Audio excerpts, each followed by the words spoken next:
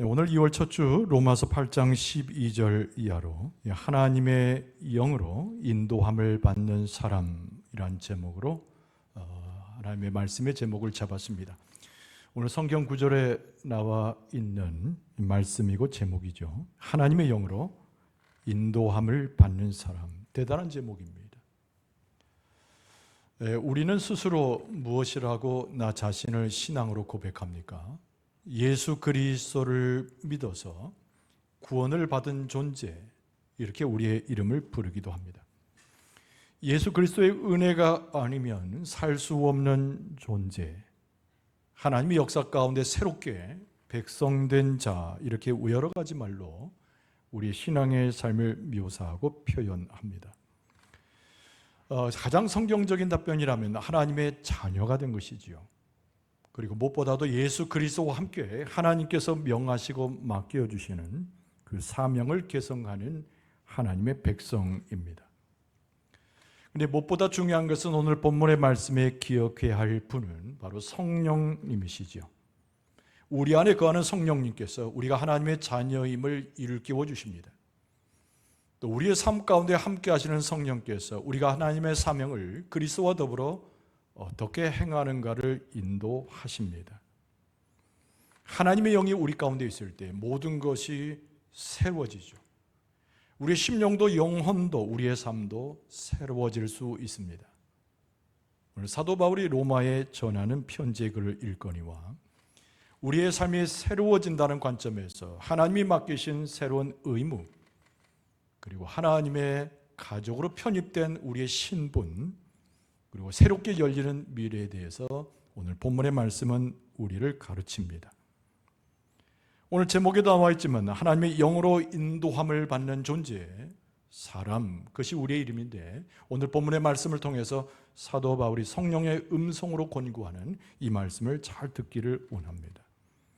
여러분, 첫 번째로는 우리는 성령으로 우리 가운데 있는 죄를 이기는 사람입니다. 따라서 합시다.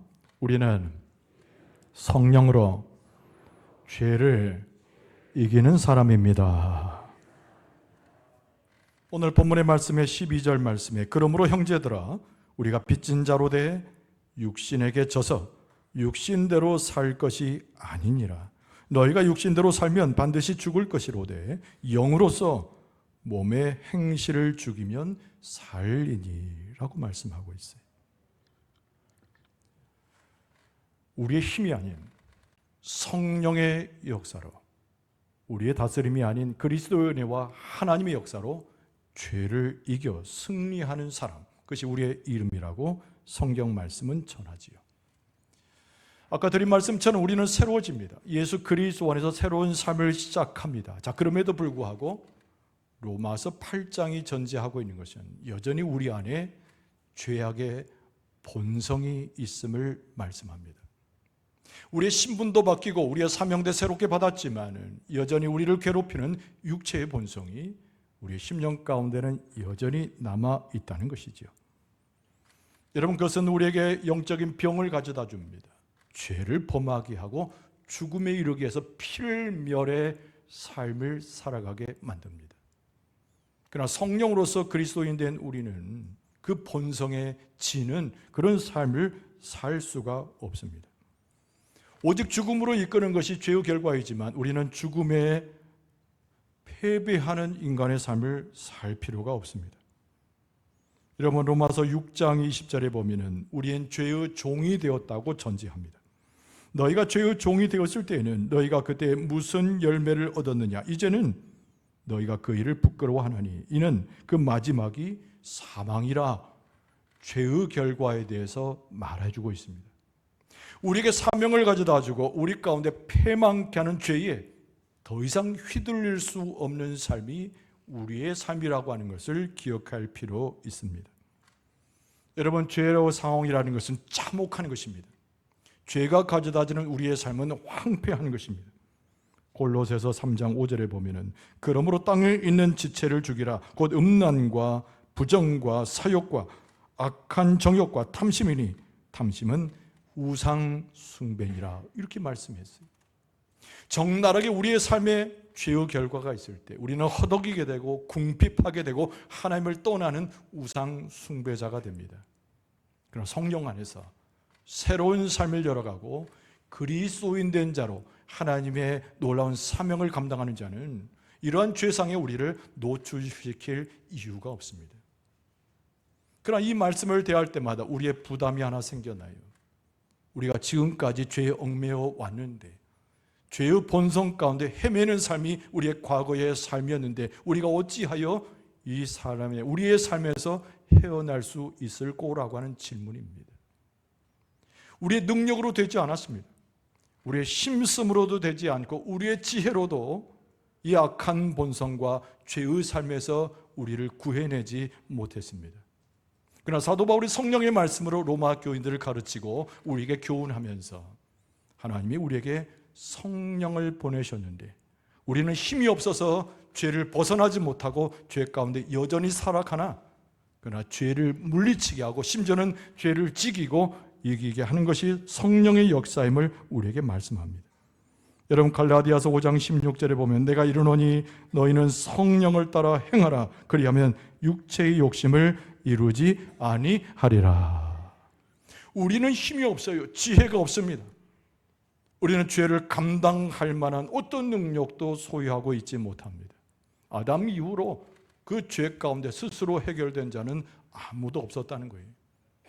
그래서 사도 바울의 오늘 본문의 말씀이나 갈라디아 교회에 전한 편지 속에서 성령의 음성이 일러주기를, 성령이 우리와 함께할 때 우리에게 힘을 제공하시고 모든 육체와 우리의 죄악에서 우리를 벗어나게 할 뿐만 아니라 그 모든 죄를 극복하게 하는 하나님의 은혜를 경험할 수 있음을 말씀합니다. 우리는 걸어가도 성령으로 걸어가야 합니다. 우리는 살아도 성령으로 살아야 됩니다. 우리의 길을 인도하는 것은 세상에 있는 그 무엇이 아니고 바로 성령이 우리의 삶을 인도하십니다. 성령께서 우리의 삶에서 방향을 제시하고 큰 영향력으로 함께 하시는데, 여러분, 성령의 부름받은 우리는 죄를 이기는 사람으로, 성령의 사람으로, 하나님의 백성으로 새로운 삶을 출발하게 될 줄로 믿습니다. 그럼 오늘 본문의 말씀 속에 사도 바울은 무엇을 가장 강조했는가? 여러분, 두 번째로 우리는 하나님의 자녀로 사는 사람이라는 거예요. 한번 따라서 합시다. 성령의 은혜로, 예수 그리스도의 인도함으로 우리는 하나님의 자녀로 사는 사람입니다. 할렐루야. 오늘 14절 말씀을 보세요. 무릇 하나님의 영으로 인도함을 받는 사람은 곧 하나님의 아들이라. 오늘 제목이 여기서 나왔습니다. 하나님의 영으로 인도함을 받는 사람, 성령의 인도함을 받는 사람은 우리의 신분 자체가 하나님의 아들 자녀임을 선포하고 있는 것이죠. 여러분, 바울은 이쯤에서 우리를 회상시킵니다. 예수 그리스도를 알지 못했던 과거를 회상시켜요.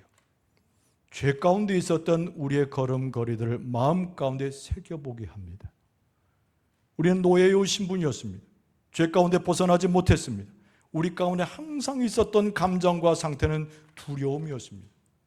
죄를 멀리하지 못했던 우리의 한계는 죽음을 두려워했고, 혹 하나님으로부터 천벌을 받는다면 어떻게 될 것인가에 전전긍긍해하는 것이 우리의 모습이었다는 거예요.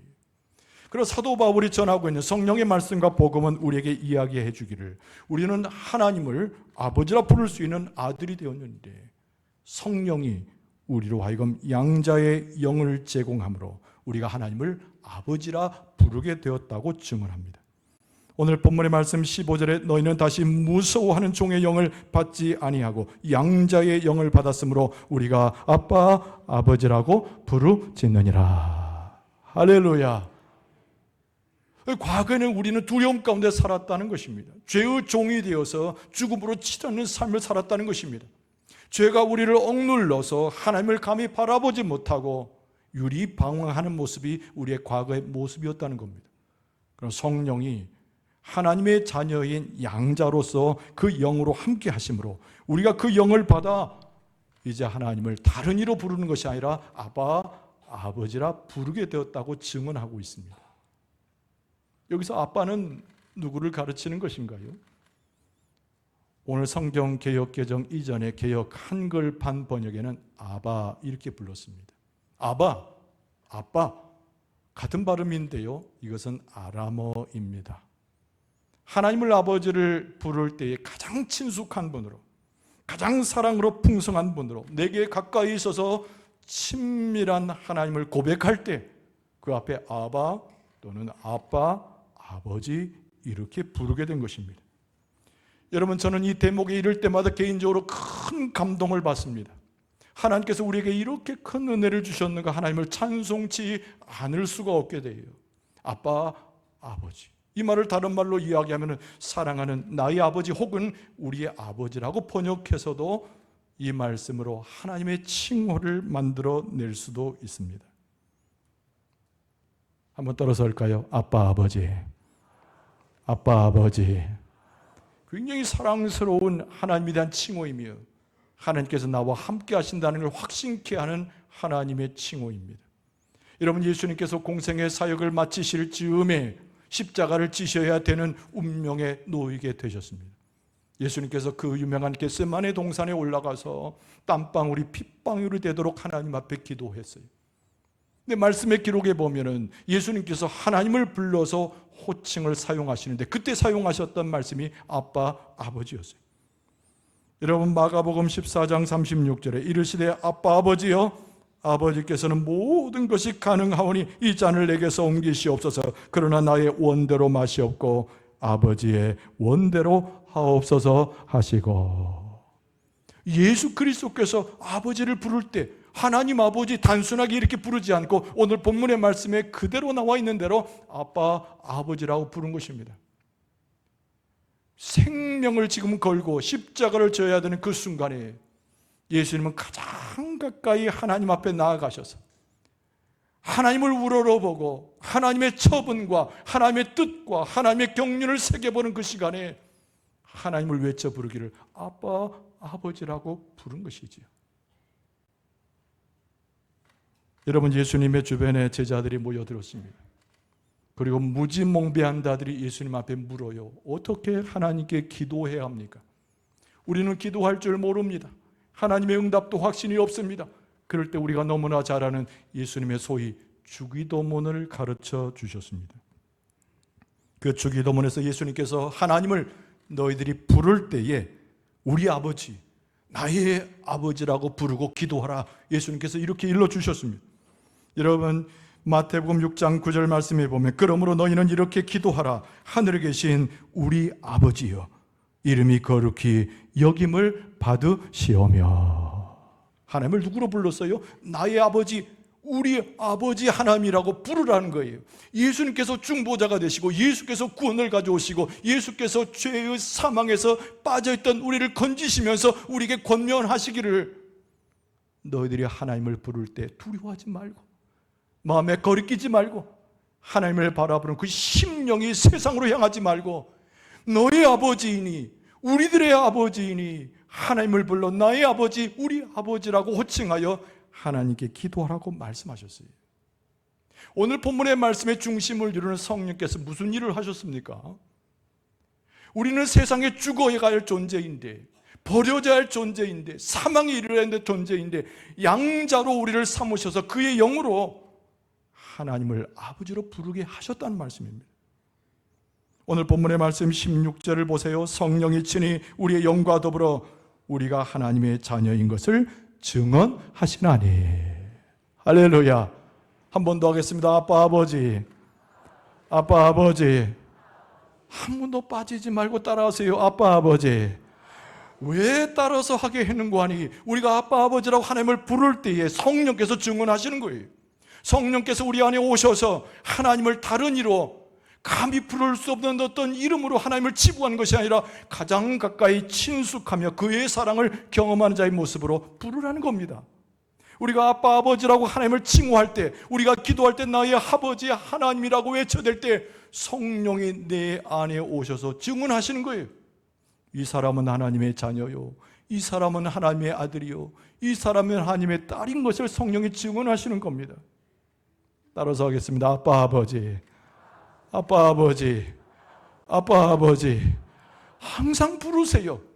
외면치 아니하시고 물리치지 아니하시고 우리의 죄를 묻지 아니하시고 하나님께서 아빠 아버지라 부르는 우리를 다 용납하실 거라고 예수님께서 약속하시면서 성령께서 인도하심으로 하나님을 그렇게 부르게 하신 것입니다. 그런데 오늘 본문의 말씀을 자세히 보니까 하나님께서 왜 우리를 그렇게 자녀 삼으셨는가라고 하는 그 질문을 아니할 수가 없어요. 그냥 버려져야 할 존재, 한마디로 쳐서 죽여도 마땅한 존재를 왜 성령을 보내셔서 양자의 영으로 하나님을 아빠 아버지로 부르게 하셨는가? 그 목적이 무엇이냐는 거예요. 오늘 성경 말씀을 자세히 보니까 우리로 하여금 하늘나라의 하나님의 나라의 상속자로 삼으시기 위해서 하나님의 가족으로 자녀로 아들로 딸로 불러주신 줄로 믿습니다. 오늘 본문의 말씀을 보시면 17절 상반절에 자녀면 또한 상속자 곧 하나님의 상속자요 그리스도와 함께한 상속자니라. 할렐루야. 그러니까 하나님의 나라의 유업과 하늘나라의 놀라운 복을 우리에게 주시기 위해서 우리를 자녀로 부르시고 우리를 그의 아들로 부르시고 그의 딸로 부르시고 하나님을 부르되 아빠 아버지라고 부르게 하셨다는 겁니다. 그런데 여러분, 하늘의 유업이 뭐예요? 하늘의 유업이란 하늘나라의 완전한 것이지 않습니까? 혹시 우리가 부족해서 우리가 연약해서 하나님 앞에 감히 서긴 했지만 하늘나라의 노란 복 중에 하나를 떼서 우리에게 주신다는 말씀인가? 하나님이 가지고 계신 것 중에 그래도 괜찮은 것을 우리에게 주신다는 말씀인가? 여러분, 그렇지 않아요. 사도 바울은 성령의 음성으로 우리에게 권고하기를 하나님이 세상에 내리실 하나님의 나라의 유업을 주시는데 우리를 상속자 삼으셔서 예수 그리스도와 똑같은 상속자로 우리를 세우셨다고 증언하고 있는 줄로 믿습니다. 그러니까 예수 그리스도는 온 천지를 하나님께 받은 유일한 상속자 아닙니까? 그래서 불구하고 오늘 본문의 말씀에 사도 바울은 성령의 음성으로 로마에 있는 교인들을 가르치기를 하나님이 하늘나라의 유업과 상속을 우리에게 주시는데 다름 아닌 조금 떼어주시거나 부분적으로 주시는 것이 아니라 예수님께서 다 받으신 것처럼 우리 가운데 함께하는 상속자로 다 주시겠다는 말씀입니다. 여러분, 갈라디아서 4장에도 보면 똑같은 말씀이 나옵니다.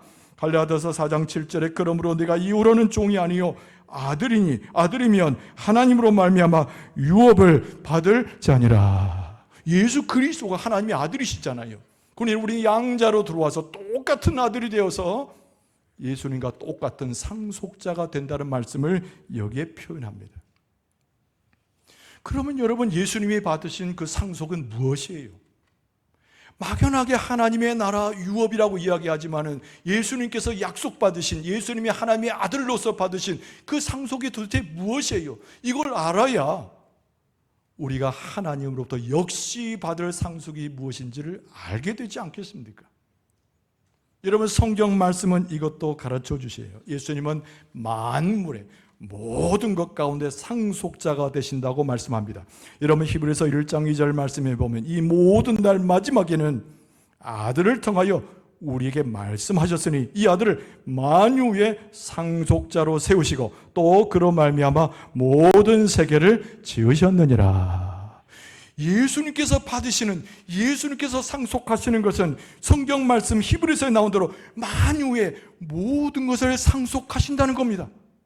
우리가 예수님과 똑같이 아들처럼 여겨지되 하나님을 아빠, 아버지라 부르면서 우리가 받을 상속도 예수님께서 받으실 만한 세상을 뒤엎고도 남김 있고 넘쳐난 만한 하나님의 유업을 우리가 받게 되는 줄로 믿습니다. 여러분, 성경에서 말씀하는 유업이 뭐인가?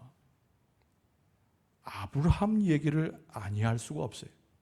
여러분, 창세기 12장에 보면 하나님께서 최초로 사람을 부르시는데 아브라함을 부르십니다.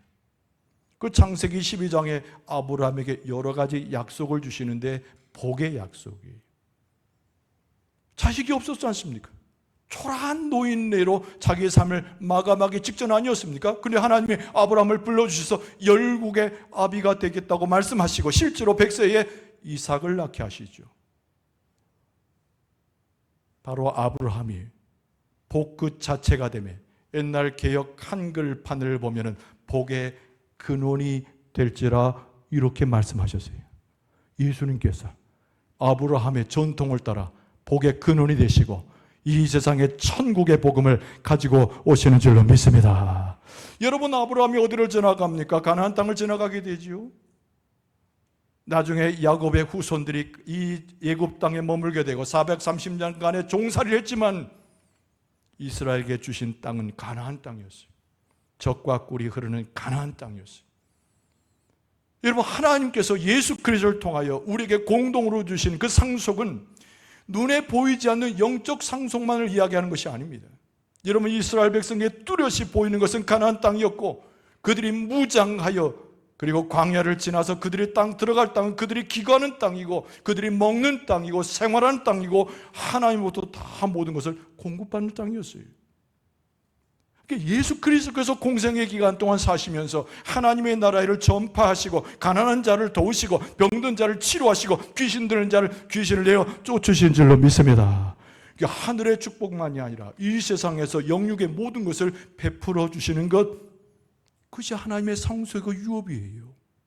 근데 예수 그리스도에게만 그걸 주신 것이 아니라 우리도 똑같은 공동의 상속자로 세우셨는데 아브라함의 후손으로서 영적 세계와 놀라운 하나님의 영적 비밀을 가르치실 뿐만 아니라 우리에게 가나안 땅이라고 하는 우리에게 필요한 것을 공급하시고 우리가 살아갈 수 있도록 도우시고 건강치 못한 자에게 건강을 주시고 세상에 헤매는 자에게는 지혜를 주시고 이 세상 가운데 영적 지식을 더하셔서 승리할 수 있도록 부요할 수 있도록 성공할 수 있도록 승리할 수 있도록 유업을 허락하여 주시는 줄로 믿습니다.